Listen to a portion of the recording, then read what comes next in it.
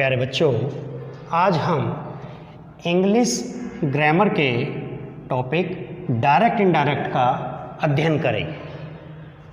जैसे कि आप देख सकते हैं, हमने एक सेंटेंस लिखा, he says to me, comma, ये डबल इन्वर्टेड कोमा है।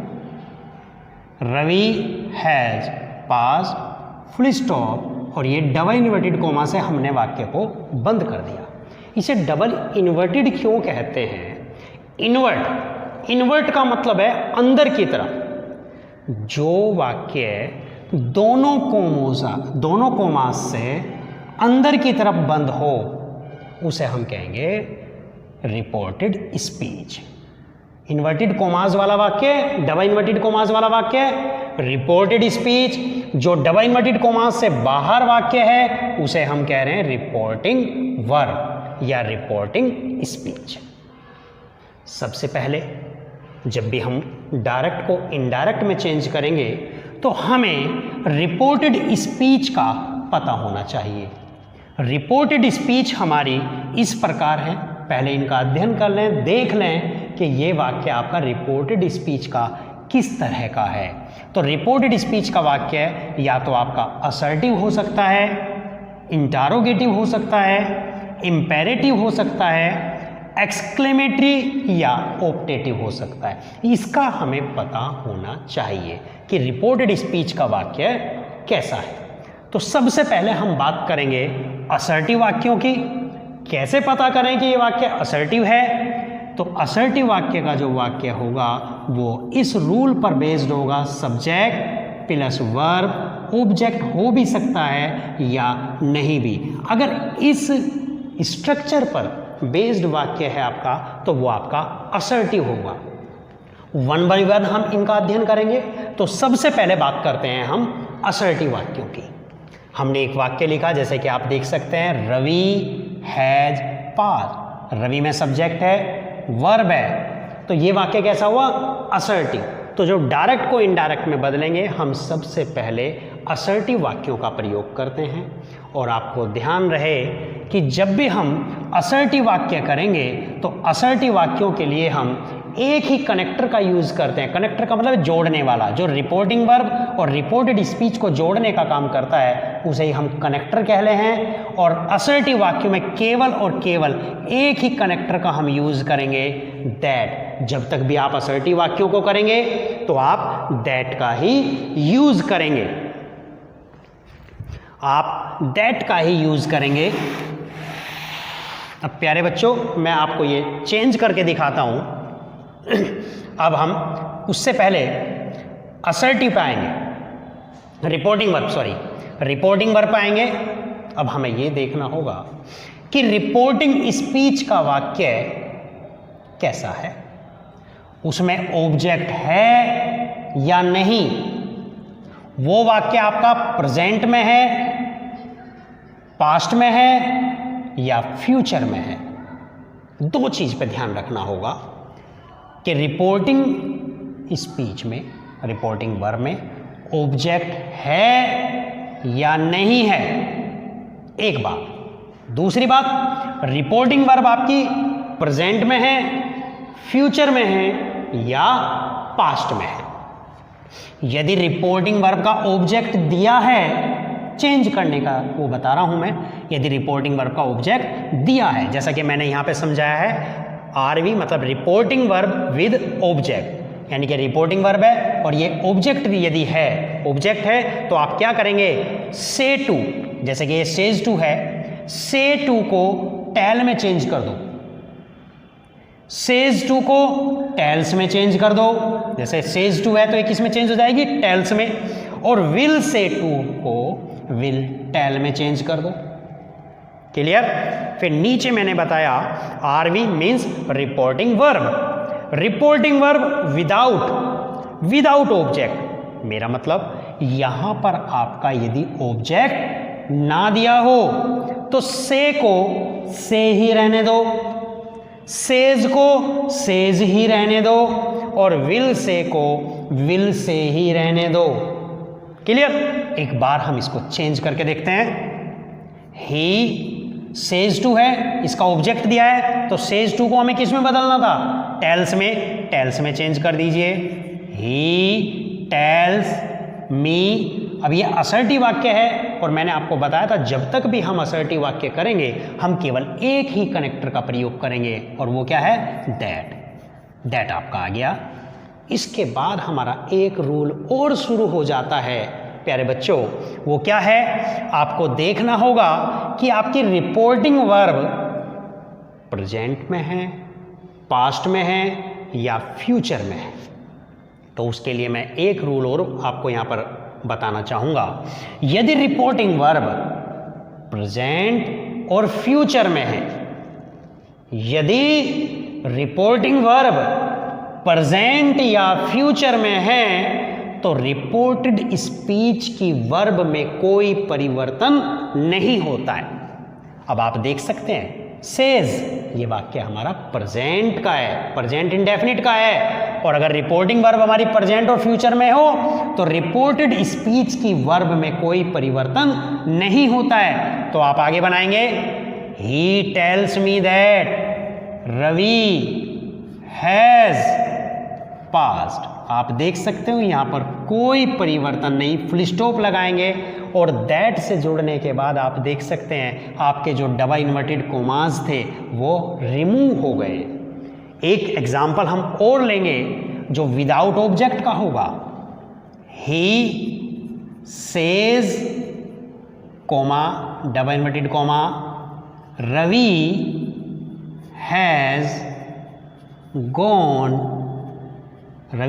gone to market, Ravi has gone to market, double inverted comma से हमने इसको बंद कर दिया। इसको चेंज करेंगे और मैंने अभी आपको बताया था रिपोर्टिंग वर्ब का ऑब्जेक्ट नहीं है, यानी कि रिपोर्टिंग वर्ब यहां पर विदाउट ऑब्जेक्ट है, और रिपोर्टिंग वर्ब यदि विदाउट ऑब्जेक्ट होगी तो सेज को हम सेज ही रहने देंगे।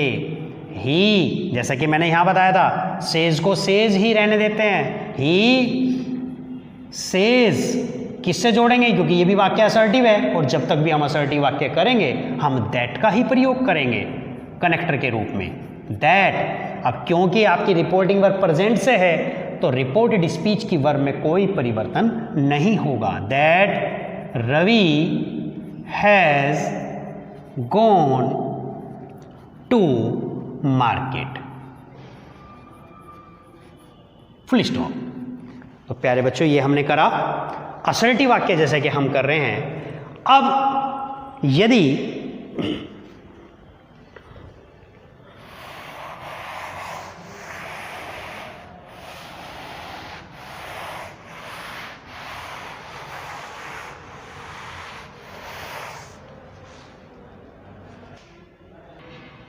हाँ, ये एक हम नया एग्जाम्पल लेंगे, ही सेड।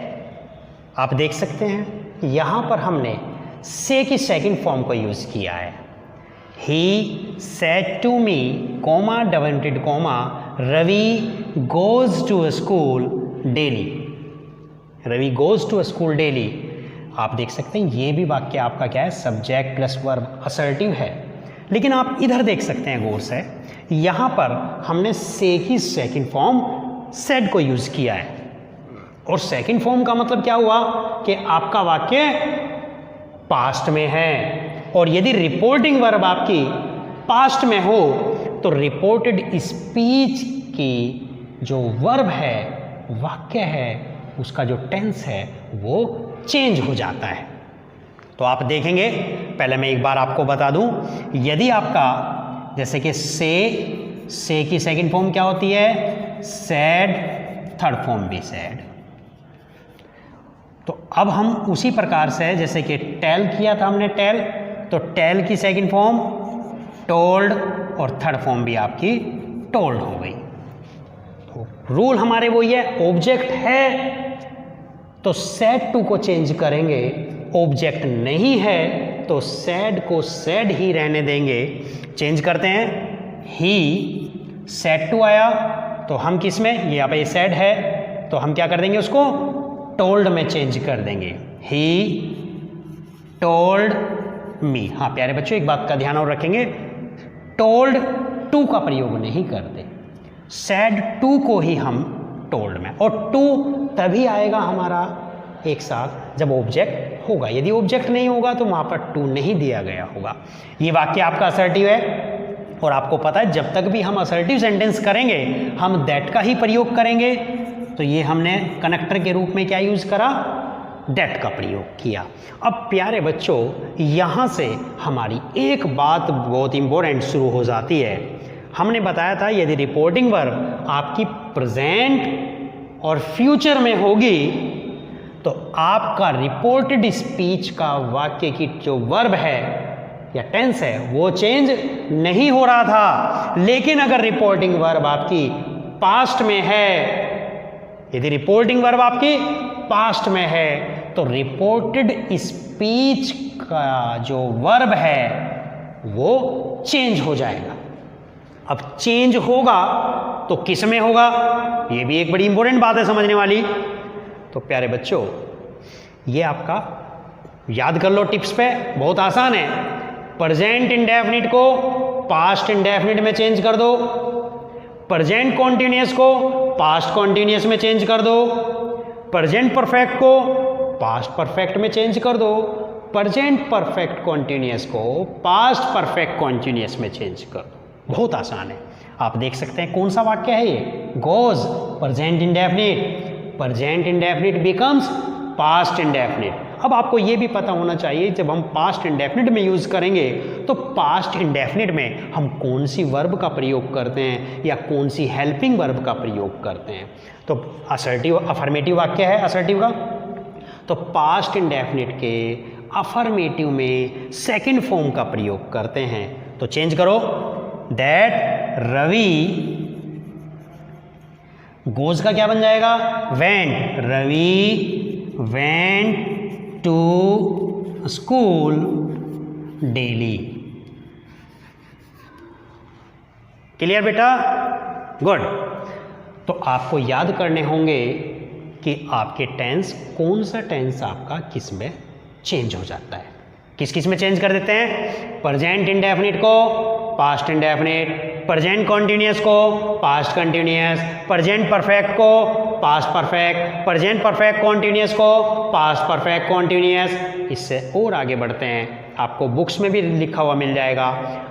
अब पास्ट पे, पास्ट को भी चेंज करते हैं, पास्ट इंडेफिनिट को पास्ट परफेक्ट में, पास्ट कॉन्टिन्यूअस को पास्ट परफेक्ट कॉन्टिन्यूअस में, गुड। मे को माइट में, कैन को कुड में, इनको भी हम चेंज कर लेते हैं। मस्ट को मस्ट ही रहने दो, शुड को शुड ही रहने दो, ought to को ought to ही रहने दो। मैं इसको आपको जब एग्जाम्पल कराऊंगा तो ये सारे समझा दूंगा, लेकिन आप भी बुक्स में देखते रहेंगे, आपको निश्चित रूप से मतलब निश्चित रूप से आपको समझ में आ जाएगा। इससे अगली वीडियो में हम आपको चेंज ऑफ प्रोनाउंस के बारे में बताएंगे जो बहुत ही इम्पोर्टेंट है। तो नेक्स्ट वीडियो में मिलते हैं, पढ़ते रहिए और देखते रहिए। Thank you.